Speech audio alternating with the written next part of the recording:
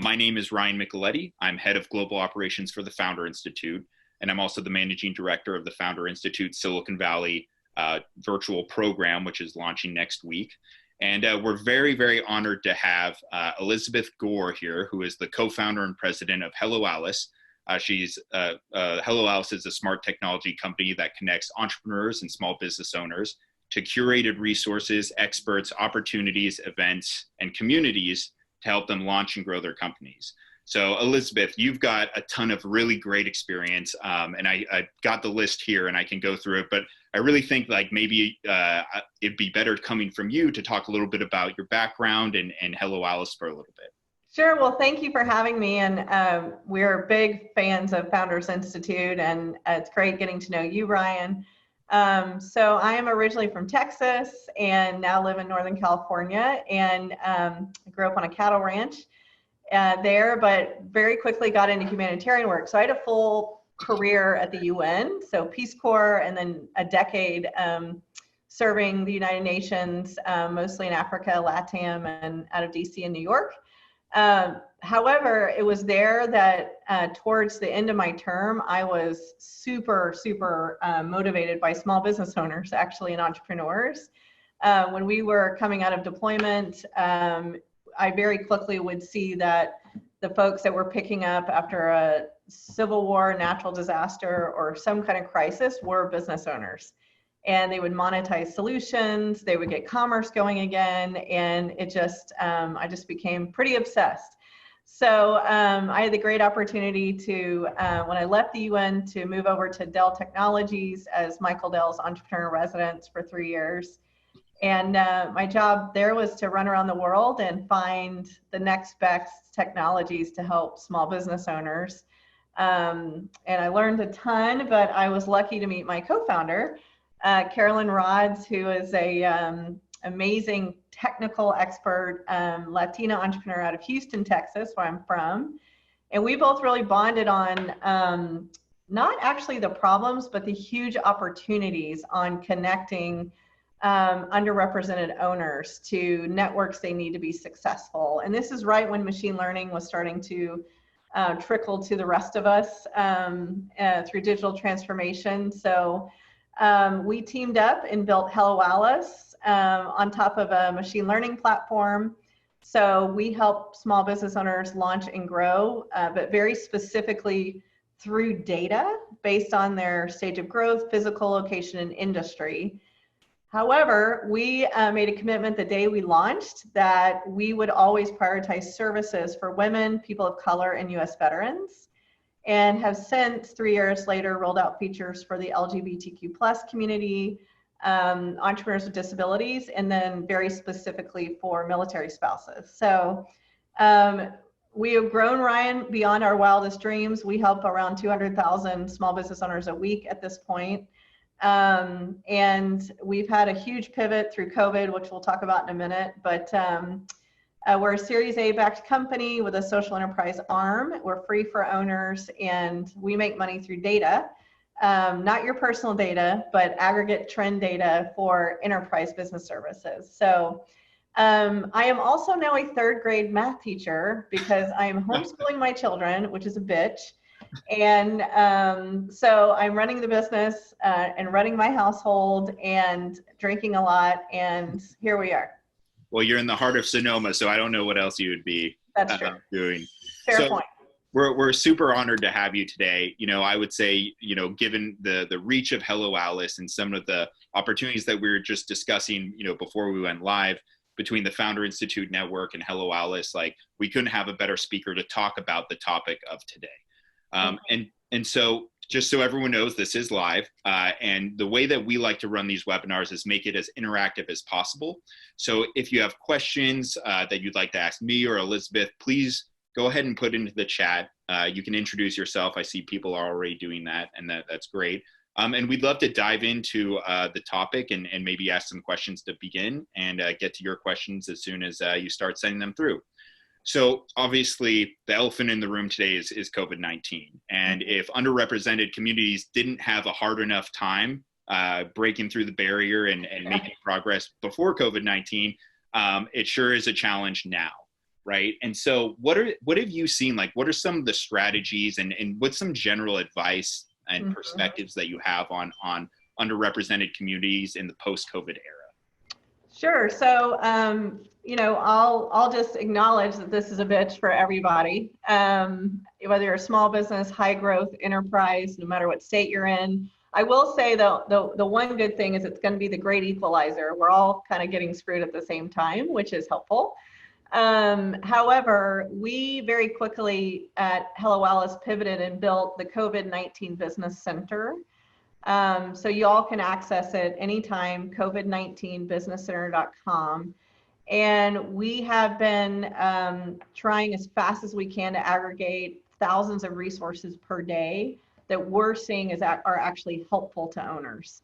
And as we're doing that, we look at the data weekly to really understand what folks need, where are they heading, where are the gaps. And my biggest concern is capital and cash flow right now, not for everyone, but specifically for underrepresented founders.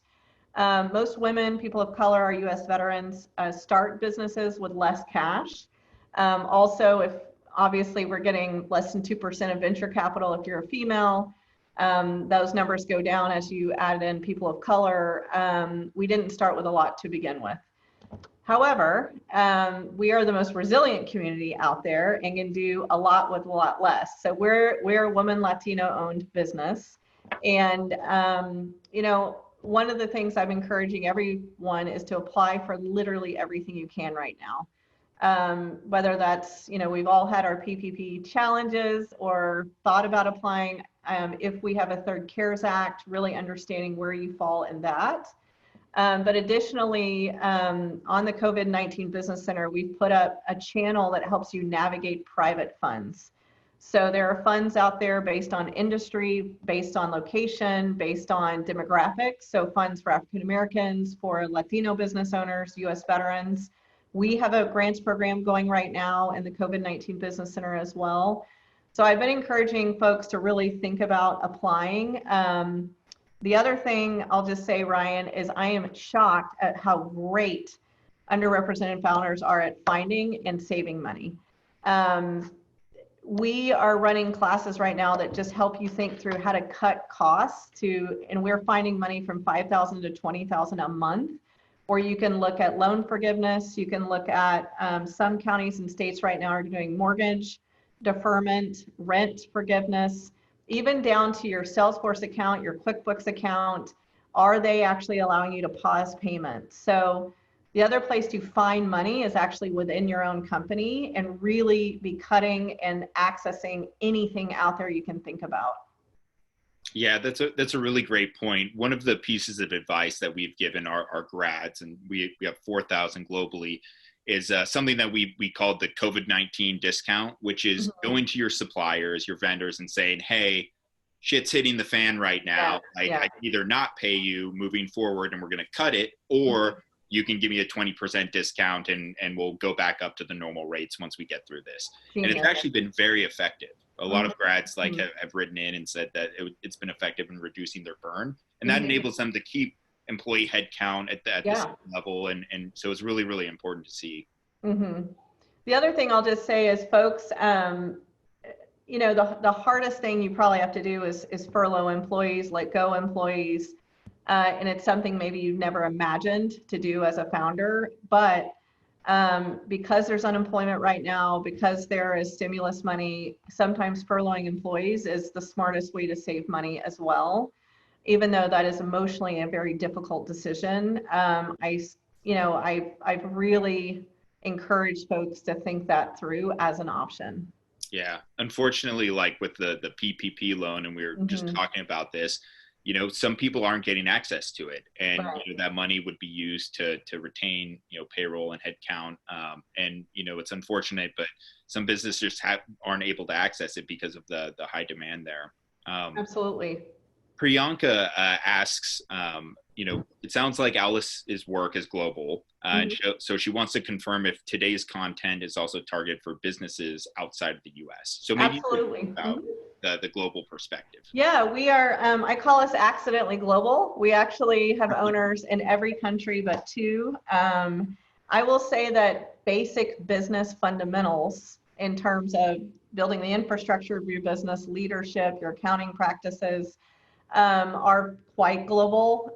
We also right now have a partnership with the Global Entrepreneur Network, Gen Global, in the COVID-19 Business Center. So if you click on global resources, it has what I think is one of the best resource navigators per country. So you can either find your own country in there and the resources available, or if you have a business that has supply chain in other countries, manufacturing in other countries, employees in other countries, it's a really good navigator. So I would definitely look at that as well. There are also emergency grants programs that we're highlighting that are global that I would also flag. That's great to know. Raghav asks, or he says, I'm a cold caller and salesperson, and it's been difficult to wake up with motivation that he had previous to COVID. How do you motivate yourself given the current crisis? And how should those of us who cannot pay rent right now look to long-term growth? Okay, so two questions. How do I motivate myself? Alcohol and exercise, and then routine. So I'll start with the routine. I realized pretty quickly that both for my family and my employees, we needed to establish a new normal, and routine was really critical. Whether it's for you personally, establishing a routine, even if it has to change every couple of weeks because we don't know what the next week brings. I think it's also really important for your personal mental health, your employees or your children or you. So if you can establish a routine and stick to it, I think that helps. For me, exercise is critical so I don't murder someone. And also, obviously every statistic on the planet talks about exercise. Even if you're jogging in place, I had to buy a jump rope because the gyms are closed, whatever that means. And then to be highly inappropriate, the cocktail hour gets a little earlier every day, I'll just say. And then finally, I get motivated by our owners. I was telling Ryan earlier in this call, entrepreneurs are so, I don't know, they pivot, they're full of optimism, they just keep beaten down and pop back up. And when I'm struggling, I look to other entrepreneurs to talk to them, to reach out to them, to go into sessions like this and learn. So struggling to pay rent. So I don't know if that is as a business or an individual, but again, as a business, I highly encourage you to look at if your state or county has rent relief or rent deferment. And then also to Ryan's point, going into a landlord and just having a really transparent conversation with them, I think is your best keys right now. Yeah, I definitely agree. And it's okay to bring the cocktail hour a little bit earlier as long as you're waking up and having the coffee hour a little bit earlier. There you go. I like it. It. Yeah. So, there's obviously what's really great, and what I actually learned through Hello Alice is that there's a lot of private grants available. And so, we talked about this a little bit, but we know that Hello Alice has had to pivot due to COVID-19 to help support these SMBs, and you're providing emergency grants. Can you talk a little bit more about that?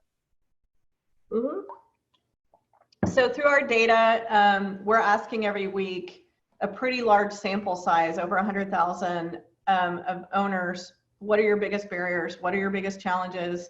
We ask what their opinions that the government should be doing, and we're open sharing that data bi-weekly to our partners. But one of the early things we found was small gap funding, between 10 and 25,000, but immediately in cash. And so, and most of that we found was either for a pivot or to pause. So for the pivots, it was folks who figure out how to move their business to actually jump into the COVID-19 atmosphere, whether it was creating PPEs, ventilators. We've had sanitation services that figured out how to clean. We've had construction folks who figured out how to deem themselves essential services, but those pivots cost money. So that we've been granting to those types of activities. Also, folks who have to pause their business to keep maybe their shop or keep their supply chain going, but still needed to pay rent or something. We've been granting for that. And then we've really been working to prioritize groups that we found are not applying for PPP or other support mechanisms, whether our Hispanic business owners, for example, we were shocked to see that a huge amount of applications are not in Spanish. There's no place to be supportive there. So we pivoted to build the Hispanic Business Center with grants to try and funnel money there. So what we're doing is, frankly, Ryan, just every week looking at the data, finding the gaps and seeing where either we can step in or we can push enterprise partners or policymakers to step in. Yeah, that's amazing, and such a great resource out there. And we know that there's lots of companies and organizations that are making these private grants available. And so that's very motivating. From your perspective, what is the biggest challenge that underrepresented founders are facing right now? I think the lack of networks. I'll start with as a military family, in our family, even applications, and you have to have an established residence for 2 years. You have to have an established banking relationship for several years. A lot of vets who just came home don't have that yet. And so they're not networked in that way. If you look at our Latino community, having walk-in services with networks just isn't there. So I'll just say the lack of being networked. I think we've all known that, but it's going to be so blatantly apparent. And on the flip side of that, there's no excuse not for us to be networked anymore because of digital transformation. You don't have to walk in anywhere right now. And so I'm hoping there might be a pendulum shift. I heard a lady say there's no reason anyone shouldn't have a seat at the table at this point because it's all a digital table. So I'm hoping that we can help people get more networked. And that's why I love Founder Institute, because you all do such a great job making connections for the right people.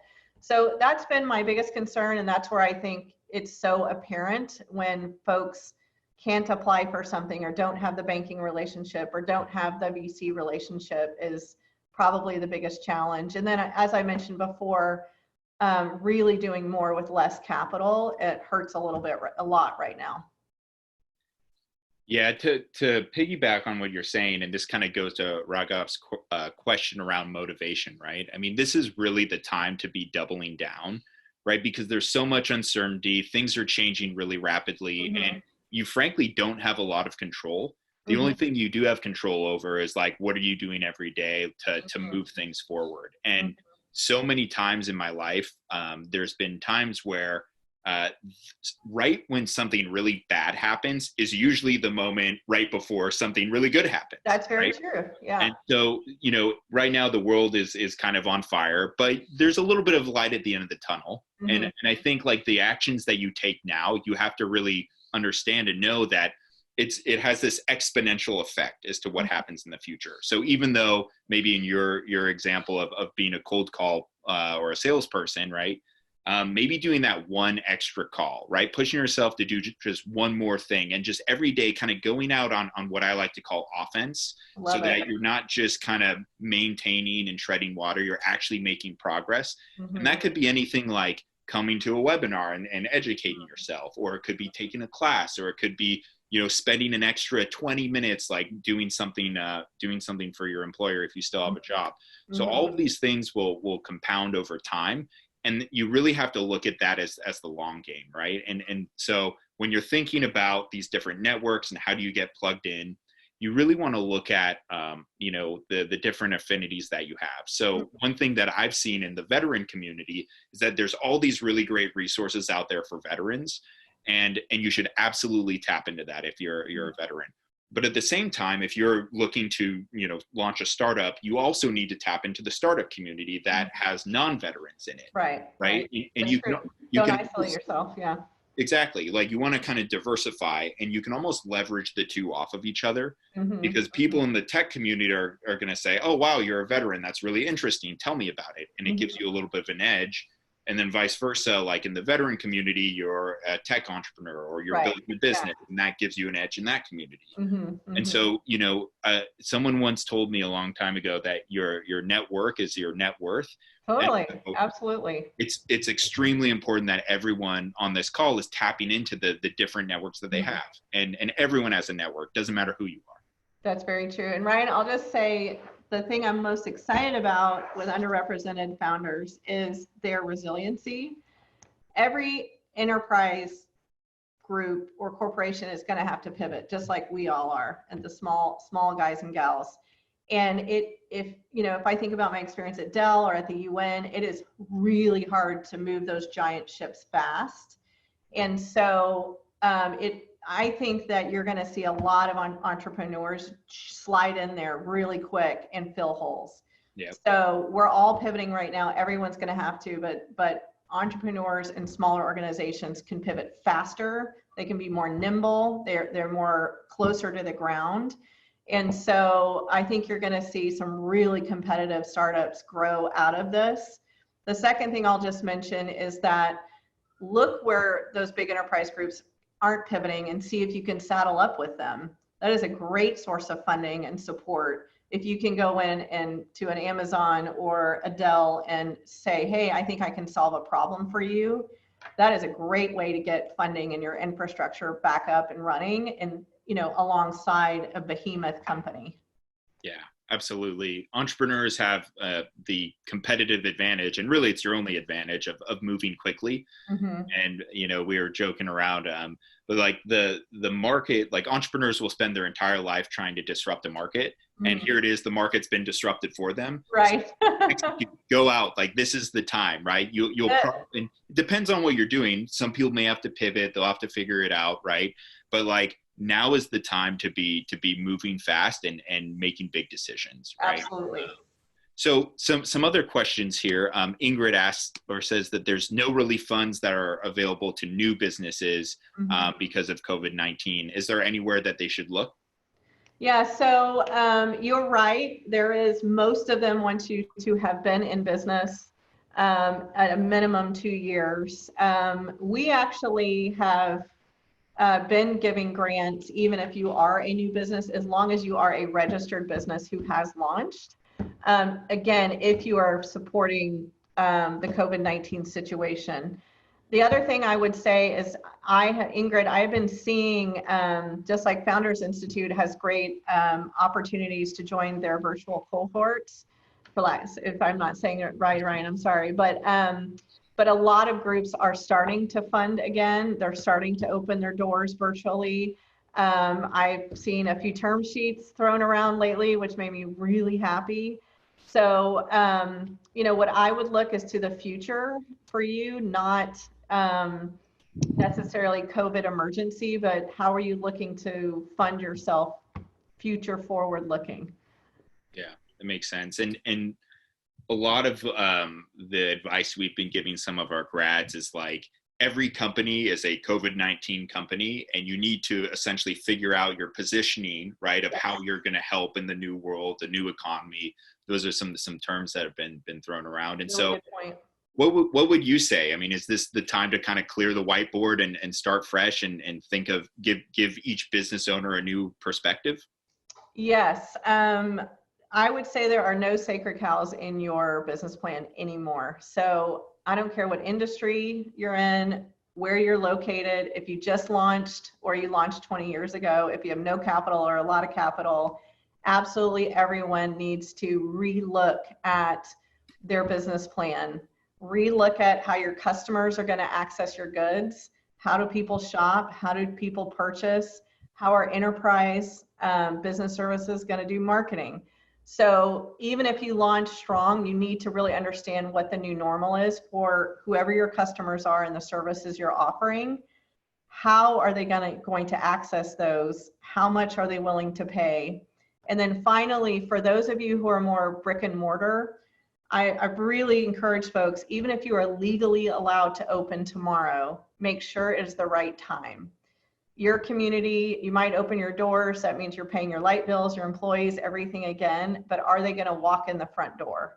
So really be smart about holding that capital until you know that your customers are ready. But I would say for everybody, you should really look at, what I would say is June or July as the first time you've ever launched. Treat it that way and really be smart about this fall. I think we need to be prepared to have as much money in the bank as you can and be prepared to pivot again. I think this fall we're going to see, if you really put your ear to the ground, you look at the economists, you look at state leadership, which is who I look to these days, is you're going to have to pivot again come November, December, January. So put room in your brain, your budget, and your team to prepare for an additional pivot later. Yeah, that's solid advice. Cheryl asks, are the grants that Hello Alice offers directly or indirectly tied to the SBA or PPP? We are not. We are not tied whatsoever to it. We are helping folks apply for PPP and EIDL through e-learning modules, but these grants are very specific to Hello Alice. And then, Cheryl, you go on to say that you've applied to the PPP already and you don't want to apply twice. I've heard mixed things about applying multiple times. It might get you kicked back to the back of the line, but to be 100% transparent, I applied for it like 6 different times through 6 different groups. You did too. So, I wouldn't be afraid of that. I don't think there's going to be any repercussions. I think the issue is if you take the money twice, then there might be some issues there. But, I think everyone understands how much of a crazy time this is. And so I would highly encourage you, if your business depends on it, doesn't matter, just go for it. Go out and get it if you can. I agree. And Ryan, can I just add that we've been seeing a lot of luck with local community banks. So the smaller the bank, the greater the success. And then not to forget things like Cabbage, Carta, PayPal, these what you wouldn't think of as banking, but they are approved for those as well. Yeah, we applied through, I think it was like 4 different banks, and it wasn't until we got the loan through Gusto, which is our payroll provider. I forget, it was like Cross River Bank that they partnered with.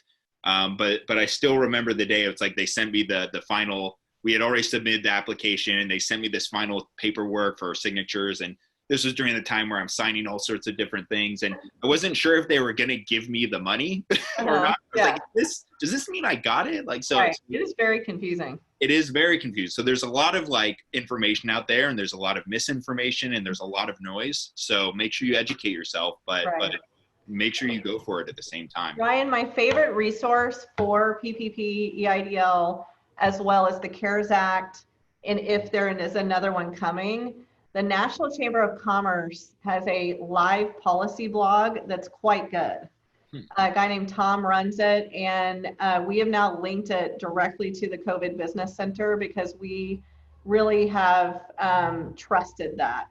And so if you go to COVID-19 Business Center and there's a thing you click on for policy updates, we are directly linking to the National Chamber's live policy blog. And it has been right on point all the way through. So I think that's a good way to cut through the noise and get the real news of what is coming, what you can expect. And then finally, for those who did get PPP, I am stressing to you to be very sacrosanct about putting that in a separate account, keeping every invoice, really watching that you're spending it on maintaining, not on growth. The IRS standards and what they're thinking about is not super clear. So a really important way to protect yourself is just to watch that with a fine-tooth comb. 100%. So, let's kind of shift the conversation a little bit, right, to recovery. So what role do you think diversity plays in the collective recovery effort? I was on a call with a group of organizations yesterday, and we kept saying back to normal, back to normal. And a woman who leads Black female founders says, normal sucked. She said what was normal before did not have everyone at the table. Women weren't getting capital, veterans weren't included. She reminded us that only 18 Black females got over $1 million in venture capital. And so her point was, how do we make a new normal that's more inclusive and open? And we call it at Hello Alice the new majority. We want the new normal to be inclusive of the new majority. So if you look collectively again at people of color, women, US veterans, and so on, that is the new majority of business owners in America. And so what we really want to think about is, how is recovery inclusive of the fastest growing business populations, Hispanics, US veterans, African Americans. And so what we've been trying to do, and I encourage everyone, is to contact our policymakers as much as humanly possible on the state and federal level to say what you need as business owners. It's all you do is go to congress.gov, you put in your zip code, and that's the easiest way to get in touch with your folks. As it relates to you as business owners yourself, I would say, again, I like Ryan's point on offense. So find the holes, be aggressive as possible. The other thing I like about us all being digital right now is it's kind of a blind game, which I like. So that if you have the best possible service out there, it's not going to be a cocktail reception where it's being chosen, or a golf game, or those old boys kind of networks. It's really, there's a lot of legitimate business going on, which I like, actually. If you're a working mother and have to go home at 5 and can't do that networking event, I think there's going to be a much more equal playing field for a lot of us that I really like. So finally, with our U.S. veterans, I just wanted to spend a second on that. I'm in an Air Force family, and I really think that we need to be pushing for Veterans Affairs to get out more potential CARES Act funding specifically for vets and military affiliated families. And I know there's a big group working towards that, which is super, super exciting. You know, that's surprisingly, this is one of the first times I've heard of that. A lot of the time, you know, I've been pretty heavily involved in the veteran entrepreneur community. And so it's really good to hear that. And I think that's a good choice. So, I mean, you know, we're talking about adversity muscle before this. And I think that there's a common thread with underrepresented communities, immigrants, women, minorities, veterans, right? And kind of having this strength of overcoming adversities that have come their way. And so do you have any advice for these founders in terms of ways that they should be thinking about pivoting their companies? Any industries or topics that are of interest? Yeah, I would say if you are not already tech enabled, you better damn sure be it now. Anyone who does not consider themselves a tech company, it's time to make that 100% switch, no matter what industry you're in. So you spend some time really understanding all of your systems. Have you gone through digital transformation? Could you be 100% online if you needed to be? I think that's really important no matter what industry you're in. The thing that I'm most excited about is I think the services industry is going to get disrupted in a positive way, where people really want to talk to people right now. They want to get advice. They don't want to have as much pure technology-driven decision making. So again, I want us to be tech-enabled, but at the same time, people want to talk to humans. So I think there's going to be a lot of opportunity in the services industry. I think data is king right now. So if you in any way, again, not personal data, but data that's driving decision making, I think that is going to be a massive opportunity. I think security is a whopper that's coming our way. And I think, again, anyone who's able to really get in front of what is the future of work, I think that's going to be fascinating. And, you know, at Hello Alice, we talk a lot about underrepresented owners. We serve everyone. We love our white male counterparts. We are very focused on really being strong and important to those who still want to start up, and not just those are surviving. So if those of you on the phone were about to launch your business, I also want to encourage you that this is still a time of optimism. And to Ryan's point, man, how do you slide in there with your biggest offense and be in a different place than those of us who are catching up? Yeah, that's 100% correct. We were we had a meeting earlier today, and we had originally put out this blog post of like all of these companies that were started in the 2008 financial crisis, and it's like Airbnb, Uber, right, all the big ones. And there were so many of them, we actually had to create a second blog post to put in Really? the second half. I love So, that. I mean, this is the time where that people should be really rethinking about, like, how do you provide for your family? What does the future of you look like? There's never been a better time to start a company. And, even though it can be daunting, right, and you don't necessarily have all the answers, the truth is that even well-established CEOs don't have all the answers, and they're learning just as much every day as the initial founder. The only difference is they started way earlier. Yeah. So if you start today, you'll make the progress and you'll get to where you need to go. Yeah, and I will tell you the funniest thing that sticks in my mind when I'm up all night figuring out cash flow, which I'm sure all of you do, whether you're in a crisis or not. I asked Michael Dell once, what keeps you up at night? And he said cash flow, and he has $1 billion company. And it just made me realize that a lot of the challenges of being an owner and an entrepreneur, that's why you're an entrepreneur, because we get through these challenges. We have extreme highs and lows even within an hour, but that's why we chose to do this, right? Is the roller coaster, which is exciting.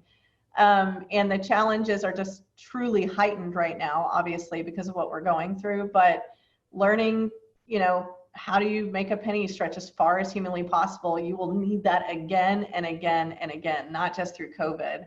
How do you manage employee anxiety and mental health issues with your customers, right? Because they're worried and they're going through tough stuff, and you're going to have to manage that again someday. So there are certainly skill sets right now that we can gain. Now I'm rested today and in a super good mood. Tomorrow I might be like, holy shit, this is awful. It's so hard. What are we doing? But again, that's part of being an owner, right? 100%. And so speaking of traits, you're launching some veteran-specific resources. We've had the Veteran Founder Initiative at the Founder Institute, where our goal is to help launch 100 veteran-led companies every single year. Awesome. What traits do you have, or that have you seen, that veterans possess that make them great entrepreneurs? Oh my gosh, everything. So my dad is Air Force. Was Air Force. He's a 3-time entrepreneur, and watching him growing up in his company, embodying leadership. I shared earlier that he was laughing at me complaining how much we have to pivot. And he, in dad fashion said, well, I had to pivot every day in the Air Force, so I would have died, And so veterans, I think, truly have the leadership training to go through extreme situations, crisis, limited options. How do you get enough information that's not all the information to make a fast decision? Team, leadership. I mean, there's just so much there. And so when I see a veteran company come through our door, I just know that there's going to be a lot of qualities that are frankly already there that don't need to be taught. And so, and I will just say through crisis, I especially see extreme optimism with both veterans, and I'll also say military spouses, because they have to move a lot, they have to pivot, they have to pick up and do a lot of change, be very resilient. So I'll add them there as well. So, I just see a lot of success metrics around veterans.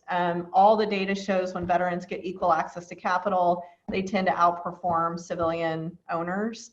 And so I think that's important, because I sometimes hear, oh, this is a high risk community. And that is actually not true through the data.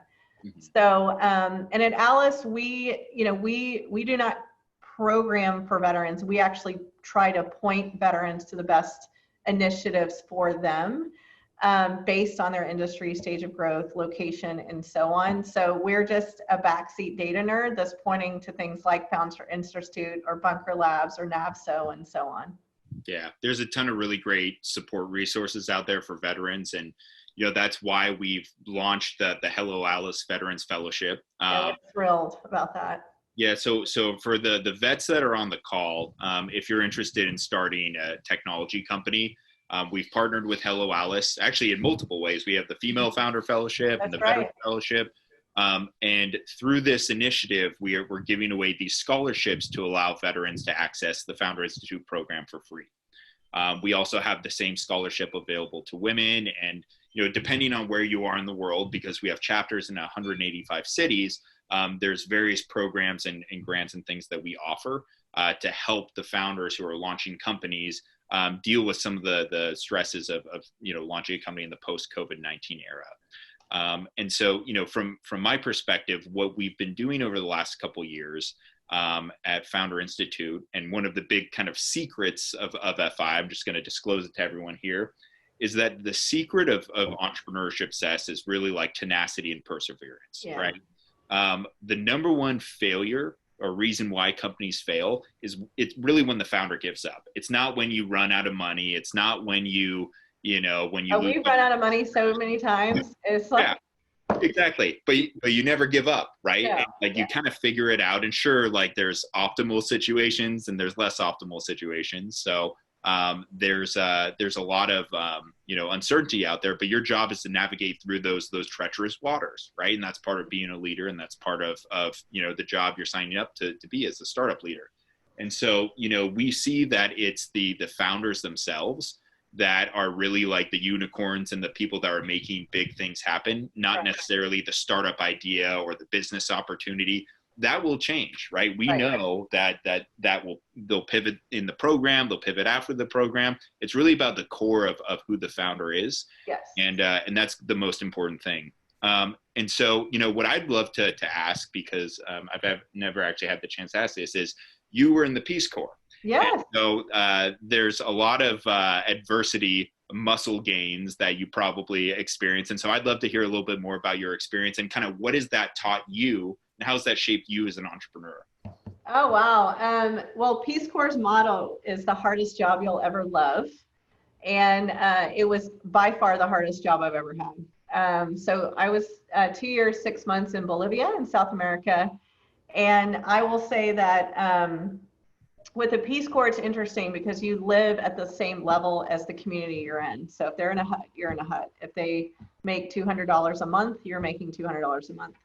And so you learn to live in this adversity that's around you. However, that to me was fun and an adventure. The hardest part was to go somewhere fully isolated and have to create a project with no money. And most of all, basically pull the community around you to do that project. And the biggest learning I had was my second year. The first year I had all these ideas and I wanted to save the world and we would do this and this and this, and it just wasn't working. And when I figured out that I was a complete idiot and everyone there in my village with 36 families, very small, very remote, had amazing ideas already. They knew what their community needed. They completely understood the situation they were in. They certainly didn't need a gringa in there telling them. My job was to be a connector, a facilitator, to listen, to bring people together, to help advance the solutions that were already in their minds, but maybe they didn't have the capital, a piece of education around it, or so on. And so to me, that's the way I've approached every job since, is how are you really listening to what a customer needs? How are you really listening to the environment around you? Yeah, there's adversity. Oh, there's no resources. There's no money. Well, guess what? Everyone pretty much starts out that way. So that to me was the number one learning. And I thought about it at the UN. I thought about it at Dell. I think about it now. I think about it in my own just volunteer work in my community. So that to me was it. The only other thing I'll say is just extreme circumstances. You have sickness, drought, deaths, abuse. I saw some crazy shit there, and I did in the UN as well. And so it certainly allowed me as an entrepreneur, when we have these extreme highs and lows, to kind of lead through those with my team. And so it's not easy, but it certainly taught me a lot. So I picked up a husband there too, super cute. Still got him. He's the That's loud good. guy in the other side of the room. Ingrid asked, and this is kind of piggybacking on the question, it's like, how did you identify your strength in that situation? Oh man. I think this sounds really counterintuitive, but being vulnerable enough to know that you absolutely have no idea what you're doing and asking the right questions. I don't know if anyone saw Obama's commencement speech. There's two things I've seen over the last 3 weeks that I adored. One was Obama's commencement speech last Saturday, and the other was George W. Bush's PSA about unity. Ironically, the two of them I thought were very close. But Obama said, I'm worried that people aren't asking the right questions. And I just thought that was such an important thing that I learned back then was like, I'm telling people my ideas instead of asking questions. And so being vulnerable enough to know what you don't know, ask questions, I guess to me has served me pretty well in this process. Yeah, that's really great. It's all about asking the right kind of question. Mm-hmm. And make sure you listen to the answer, P.S. There's that part too. So Buck asked, what resources are available for women-owned businesses? I know we touched on this at the beginning, but any favorites, any ones that you'd like to highlight? Yeah, well, I'll toot our horns at Hello Alice. That's certainly where we lean in as much as we can. So we meta tag anything we find based on if it's a really strong resource for women. I'm actually a big proponent of women registering their businesses as women owned or vets as veteran owned and so on. The world is getting better at supplier diversity contracts, at discounts, at prioritizing women owned. You can do that through the SBA, through WeBank. There's a lot of certification organizations that can do that. And it might take a lot of paperwork, but I think it'll behoove you later. And then I'm a member, so if you're in more of the high growth tech sector, I'm a member of WPO. I'm a big fan of it, Women's Presidents Organization. They are all business. It's not about, I'm of course support feminist groups and so on, but WPO is about running a company as a woman, and I'm a huge fan of them. My big thing is for women is build your network, just as Ryan said, but build it even stronger. We tend to have to do more with less. And so get in, build that network. You might use it now, you might use it later, but you've got to get involved in these big networks. Yeah, so Priyanka kind of asked a really interesting question, which is there's a lot of resources for women, and there's a lot of resources for people of color. Mm-hmm. Do you see any resources that are for women of color? Yes, absolutely. There's a lot, which I love. Black female founders, I'm a huge fan of that group. Digital Undivided is a great woman, people of color group. Div Inc. I can list a million. Again, I feel like I'm a salesperson for Alice, but if you go on Hello Alice and search for women of color orgs, they'll pop up, and then you can navigate them through geography, industry, or so on. Cool. Alicia asked a tactical question, which is that she started an online lingerie boutique at the very beginning of the shutdown. What is a good way to advertise during this time? Good question. I will tell you, I don't know if y'all been tracking Instagram advertising, but sponsored ads on Instagram, particularly for retail. So, excuse my old dog. I guess he's sneezing as much as he can right now. Sponsored ads on Insta and Facebook are doing quite well during COVID-19. People are spending more time on their phones. They're also, I like both of those because you can track your ads through data and really understand how they're doing and if they're hyper targeted. And I would say, especially for apparel that people really care how it looks, those are two really, really good avenues. So the other thing I will just say is people, when you join these networks, like if you're a female of color and you join Black female founders, make sure you talk about your company. There's probably 300 new customers right there. Yeah, that's a really great point. A lot of time founders, especially first-time founders, they're sort of wary about self-promotion and they don't want to be like too pushy or salesy. But I think at a certain point, you just have to own it, and you have to make sure Absolutely. that everyone in the room understands who you are and what you need, so that that they understand how they can help you. Absolutely. Absolutely. So that's where working on your pitch and having it really refined is great. Right. The other thing Absolutely. I would say for you, Alicia, is that when you're first starting out, you want to be very, very targeted in your customer demographic, Mhm. right? Because that's how you're going to get that initial traction, right? So, online lingerie boutique, you would think it's like already kind of segmented towards a certain audience, but there's probably a variety of people buying it, and like, different ages and different ethnicities. And so if you can like become very hyper focused on like one segment of the market, that will help you position your marketing, your website, and everything towards that customer. And it will essentially double down on that channel until it runs out, and then you can kind of broaden it a little bit more, and then you can add more resources and more things on top of it. But maybe look at like your customers and who's buying, and try to double down on them. And you could simply just do it through paid advertising as well. Yeah, it's a good call. Cool.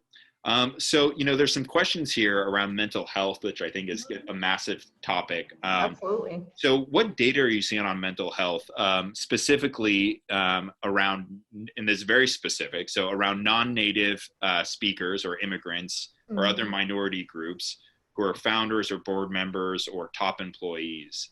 So have you come across any interesting data points around that?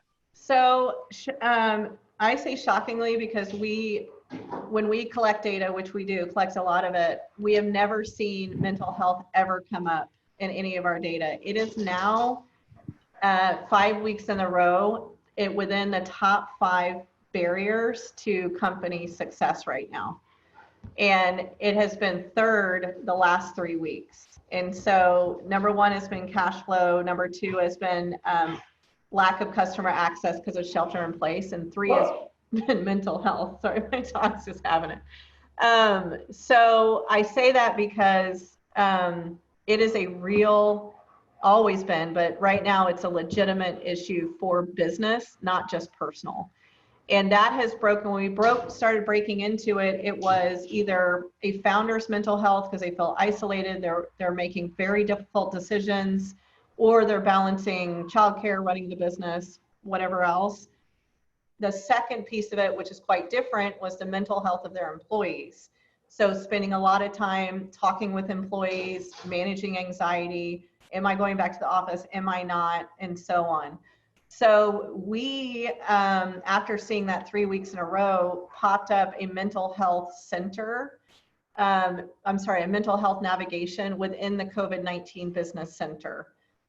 We have zero expertise in this. What we have been doing is aggregating when owners tell us, this resource really helped me. When we hear that over 1,000 times, we lift those resources up. So in the COVID-19 Business Center, you will see a navigation on mental health for yourself and your employees, and that's what that is. Delineating now to different groups. Interestingly enough, where it has risen to the top is around our Hispanic Small Business Center. So what we're finding is Hispanic small business owners, the fear and anxiety about family is really starting to trickle through with business as well. And so there is a group that my co-founder, Carolyn, who's Latina, is leading, called a Latino Business Roundtable. Within 2 weeks, they're trying to come out with suggestions and reports on how to support this issue. So within that community specifically, it's ranking even higher, and it's an important thing to flag. Yeah, that's really great. One of our Founder Institute companies is called Femigrants, and it stands for female immigrants. And it's this international community that has or used to have local meetups, and they've pivoted to a virtual model. And they just had a big announcement yesterday. So definitely recommend any women immigrants who are interested in connecting with other immigrants. That could also be a good community for you. That's awesome. Great. Yeah. And so, in the closing kind of comments here, because we only have a couple minutes left, something that we're really focused on is helping entrepreneurs think about what solutions fit into the world and what it looks like after COVID-19. And so do you have any advice, or what does beyond COVID really mean to you and Hello Alice? Mm-hmm. Well, from a theory standpoint, we're really working towards, again, the new normal, not back to normal.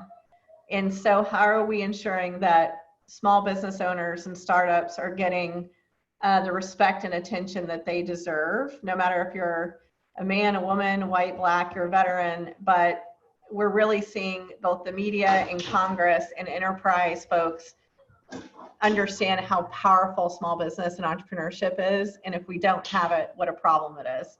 So to us, that is an exciting opportunity that we want to pounce on. For our business owners, again, my number one piece of advice is to erase the whiteboard, rebuild your business plan. No matter how good it was in February, please redo it. It's so important. It's been painful to me to pull apart things that I was so sure about, excited about, and so on, but you've got to do it. I really encourage you. And don't do it in isolation. Really reach out to other business owners, lean on the Founders Institute to do it. Look at other industry peers to understand how to do that. And finally, I'll just close saying that find that bit of optimism, no matter how hard it is right now, and go after it. If you're excited about something, if you're sure in your heart about a business move that you've always wanted to make, everyone's in the toilet right now, so why not give it a shot and go for it? And maybe you'll be the next 2008 crisis, Uber, Airbnb, or so on. We'll certainly put you on the blog if that's the case. Yes. Well, so it's been a pleasure for everyone here. We're going to make the recording of this webinar available to you, so you'll have access to some of the resources. I definitely recommend checking out Hello Alice for up-to-date resources. They do a really fantastic job of curating them across multiple networks. And if you're a veteran or a women entrepreneur, you can check out our Veteran Founder Initiative at veteranfounderinitiative.com or femalefounderinitiative.com.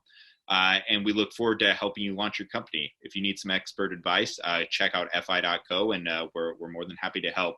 Elizabeth, it's been an absolute pleasure. Thank you so much. I look forward to sharing a bottle of wine one day when I can make it back up to Sonoma, and I'm sure we'll be in touch. Yeah, and if anyone has more questions for me, I'm at Elizabeth Gore on any social media, so I'm more than happy to chat and be helpful in any way and to learn from all of you.